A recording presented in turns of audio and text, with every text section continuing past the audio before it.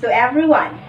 We are the BS Entrepreneurship students of Bicol University Tabaco Campus. This is the Contemporary World Midterm Discussion Forum. I am Emilou Cestina. I am Cate. And I am Aga Sopeña. And we are the discussants for this midterm discussion forum. So, to formally start this discussion forum, we prepared 8 questions to be picked randomly. So here is the prepared questions, and we will be picked one to be answered later. Who's the one who will pick? I'll pick first and okay. Okay. Kindly read. The first question is the question number 2. So the question number 2 is, how do you understand globalization? Give 3 real-life scenarios showing globalization. Since I'll read the question, I will start my discussion about this question. My understanding about globalization is that the globalization is about the compression and annihilation of time in the space. Globalization takes away the distance from one country to another. One example of this is that we were able to talk and see our loved ones through video call, although they are far from us. I understand your own understanding about the globalization, but here's my own perspective on what globalization truly is through the help of definition given by Stiger 2005, which the globalization is the process that has effects on the environment, on culture, on political systems, on economic development and prosperity, and on human well-being in societies around the world. So, to give an example, through globalization, we have many types of vehicles, right? And because of the increasing numbers of vehicles, there is an effect on the environment, which is resulting to pollution and impact to the biodiversity. So, thank you for your own perspective. So this is mine. Talking about the globalization, here is my understanding about what globalization is. This is the movement and integration of goods and people in different countries. Globalization is driven by international trade and aided by information technology. In economic terms, it describes the interdependence of countries around the world developed through free trade. For the real-life scenarios, my example for this is the travel and tourism. Travel and tourism allow for the globalization of many things, tulad ng exchange of money, cultures, ideas, and knowledge. There are countless options to make travel more affordable. This includes budget airlines and low-rate hotels.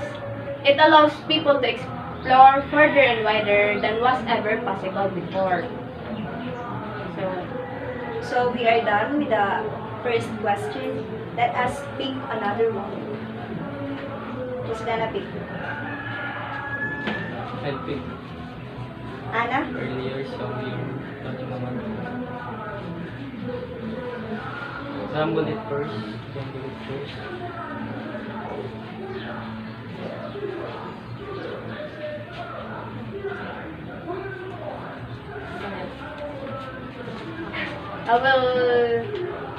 I pick question number 7, which is how do God acts in global economy system? Does it help? So I will discuss first my simple explanation of how the role of the God acts on the global economy. So for me, the role of the God to global economy is that the God involves to the agreements and negotiations from one country to another to cut the tariffs of imports to help the developing countries for their economic status. Yes, you're right, Mr. Aga. So the GATT was created to form rules to other to end or restrict the most costly and undesirable features of the pre-war protectionist period, namely, quantitative trade barriers such as trade controls and quotas. The agreement also provided a system to arbitrate commercial disputes among nations, and the framer enabled a number of multilateral negotiations for the reduction of tariff barriers. So therefore, the GATT was regarded as the significant success in the post-war years. Thank you for your Wonderful answer. yes, very interesting answer, Miss Cestina. And now we can now proceed to the next questions. Questions. It's your We're turn. gonna pick. Okay. Here's the questions. So I pick question number 3. So I'm gonna read. Talking about the effects of globalization, does its good effects outweigh the bad or the other way around? Prove your claim by giving 2 proof scenarios. Okay. I believe that globalization has been exist for a good effect. So its good effects outweigh the bad effects for some reason. One best reason that I think is the best is that it makes our daily living more easier. Yes, it may have some bad effects, but we still working for it to do not abuse this kind of phenomena. And that is good for this event since we can lessen the bad effects by being a responsible human being. Alright. I respect your opinion about this, and here's my perspective about this matter. So, globalization has a good effects and bad one for me. So, let's say for an example, the trading of any kind's production from one country to another. The good side of this is we were able to gain profit coming from the volume amount of products being traded, which it has an impact to trader and to the economy, vice versa. However, the bad effects of this matter is that because of the transportation being used, which is, we all know that it uses fuel vehicles, it increases the gas emissions. The farther a product travels, the more fuels consumed, so that a greater level of gas emissions contribute to pollution, climate change, and ocean acidification that destroys our biodiversity. So, thank you for your wonderful thoughts. So, I agree with Mr. John Aga Sopeña's answers, which is the good effects. So, through globalization, this results in an increase in tourism and international travel.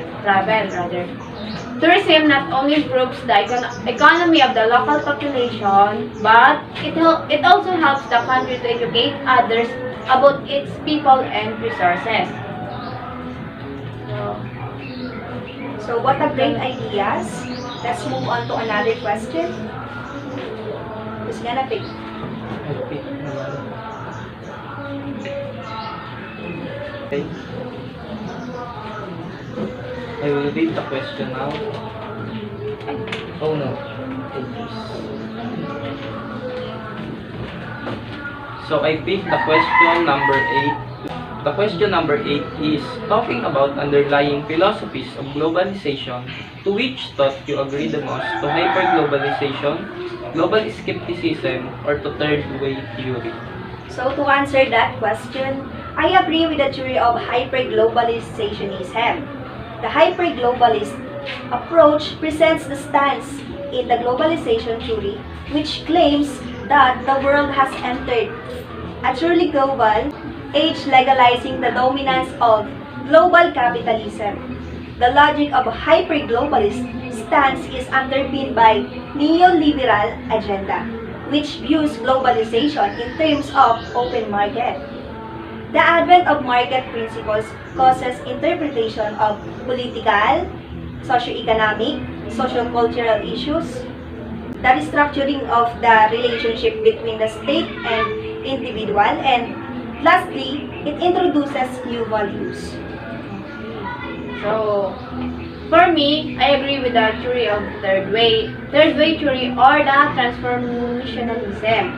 Because through these underlying philosophies of globalization, they seek a way of transforming the power of the nation state to cope with the pressures of globalization, and it maintains diversity in the face of economic forces that promote uniformity. So my approved underlying philosophies of globalization is the global skepticism, which is also called as the regional bloc theory. Example of this regional bloc theory is the European Union and the ASEAN. This means that the international trade and investment is the growth of regional economic blocs. They set an agreement to their blocs party to have a free trade and investments within their bloc. So, okay. All done. Let's move to another. Let's pick another question.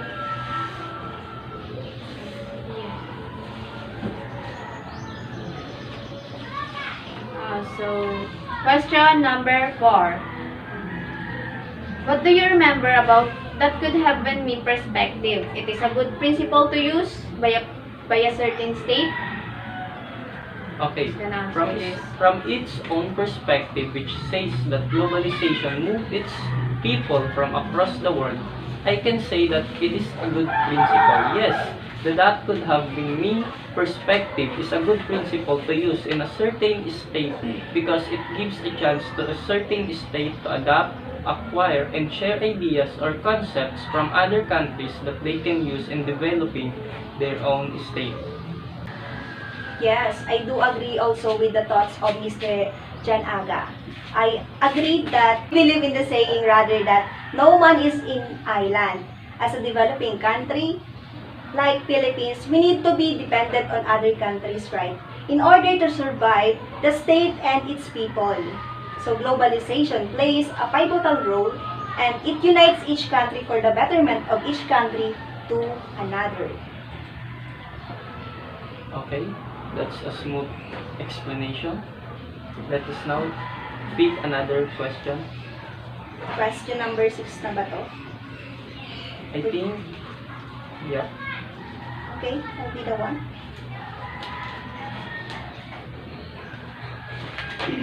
So the question is, when does globalization started? When does it formally flourish?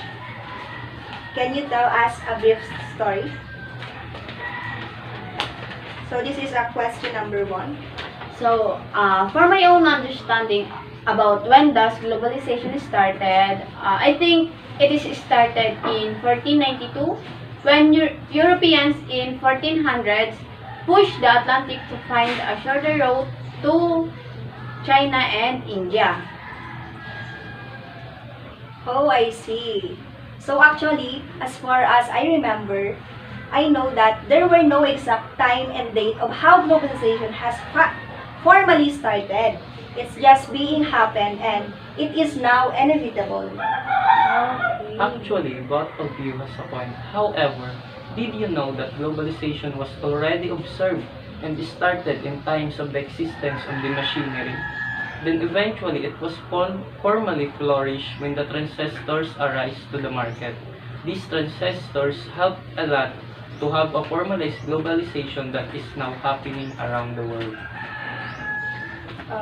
Great ideas, Mr. Jan Aga. Okay. So let's move on to another question. Okay, the question is, give the positive and negative effects of global investment specifically to Philippine economy and to Filipino people. So, to be answered this question, let us tackle first the positive effects of the global investment to the Philippines. So, Philippines allows up to full foreign ownership of insurance adjustment rather, lending, financing, or investment companies. However, foreign investors are prohibited from owning stock in such enterprises unless the investor's home country affords the same reciprocal rights to Filipino investors. Furthermore, Philippine rather has a tax treaty with United States to avoid double taxation and provide procedures for resolving protective disputes and tax informants in both countries. The treaty encourages bilateral trade and investment by allowing the exchange of capital, goods, and services under clearly defined tax rules, clearly defined tax rules, and in some cases, preferential tax rates or tax exemptions. So another positive effect is that the increase in productivity is resulting from the increase in efficiency based on the transfer of experiences, new knowledge, and new technologies that are brought in with foreign capital. It also stimulates the economic system and the business, the existence of efficient companies in the market that can stimulate local competitors to innovate business in order to survive in the market. So in this way, it increases the quality and diversity of local producers in a country that is recipient of capital. Since we are done with the positive effects of global investment, we are next to the negative effect of global investment. So first that I could share is exploration.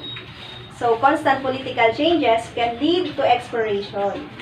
In this case, those countries' government will have control over investors' property and assets. Okay, so to an extent, the negative effect of global investment, I think it is the risk from political changes. Other countries' political movements can be changed constantly, which could hamper the investors. So another negative effect is the higher cost. When investors invest in foreign countries, they might notice that it is more expensive than when goods are exported. And oftentimes, more money is invested into machinery and intellectual property than in wages for local employees. That's all for the positive and the negative effects. So well done. Let's read the last question. Okay. How do you remember the difference of World Bank and International Monetary Fund in terms of letter A, to whom the services is offered? Letter B, purpose of institution. Letter C, source of fund. Letter D, type of loan. Letter E, who are the member countries rather? Okay, I have an idea to whom, for these two institutions to whom the services are offered. First is the IMF. We know that the IMF consists a rich country member. Their services are offered to a country who are experiencing a balance of payments deficit. When we say balance of payments deficit, it is happening when a country spends more than the revenue they take in. So those countries who spends more and want to prevent devaluations, they can land with this institution because this institution was really created for them. On the other hand, World Bank is for the developing and poorest countries. Philippines is also one of its customers since we are a developing country who lends money from these institutions. In fact, at the October 2021 data, Philippines has a debt of more or less $11 trillion from the World Bank. So, to be answered the letter B, which is the purpose of institution of IMF and the World Bank. The purpose of institution of the IMF. So, IMF provides short-term loan which aids to countries experiencing balance of payments deficit. These short-term loans also help these countries to prevent devaluations of their currencies. While speaking of the World Bank purpose of institution, World Bank was created to grant long-term loans for the economic development of less developed countries. Their main focus was the economic development and rehabilitation of the less developed and poorest countries. But now, their renewed role is to reduce extreme poverty, and that we can notice that this institution is more focused on the poorest countries in the world. So, to answer the question number 6, in letter C, which is the source of fund, since IMF consists of developed and rich countries, their source of fund is acquired only from their member countries, more specifically to the rich country members. In fact, the biggest fund contributors are the US, Japan, China, and France. There are also many countries fund contributor. These rich countries are main fund contributors of this institution. Going into the World Bank, their funds or finances are coming from bonds from global investors. So, we can say that this institution is more private than the IMF. This global investor includes the International Finance Corporation or the IFC, Multilateral Investment Guarantee Agency or the MIGA, and the last one is the International Center for Settlement of Investable Disputes.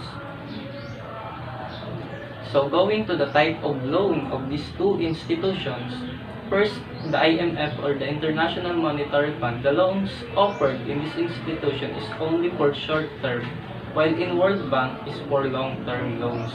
To further explain why IMF and World Bank institutions have two different types of loans, it is because on the reason of where the loans will be using.